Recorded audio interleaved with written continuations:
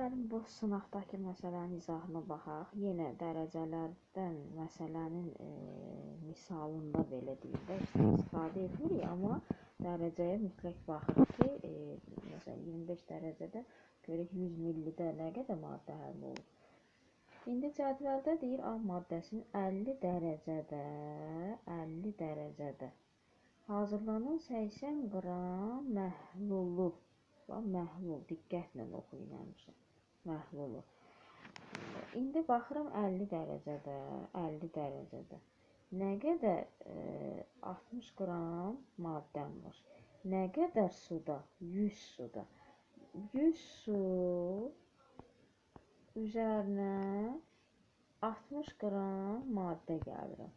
Ümumi məhlul nə qədər olur? 160. İndi bunu oldu 50 dərəcədə. Biz sonra deyir 20 dərəcəyə qədər bu məhlul soğur. İndi 20 dərəcə üçün məhlulu tapırım. 20 dərəcədə 25 həll olanım var. 25 həll olandı. 100 də su.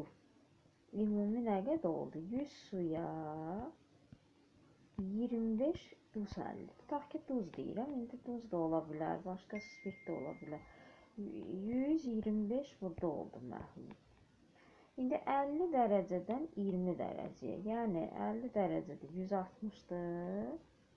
Gəldim 20 dərəcədə oldu məhlulum 125. İndi baxın görüm 50 dərəcədə mən 80 qram məhlul götürsəm, 160 50-nin məhluluydu da. Çünki 50 dərəcədə 60-da 150 olur. Görün 80-də nə qədər olar? 80 məhlulum 20 dərəcəyə düşəndə. Çünki uşaqlar var, bir deyirəm. Bu 160 50 dərəcənindir. 50 dərəcənindir. 125 20 dərəcənin.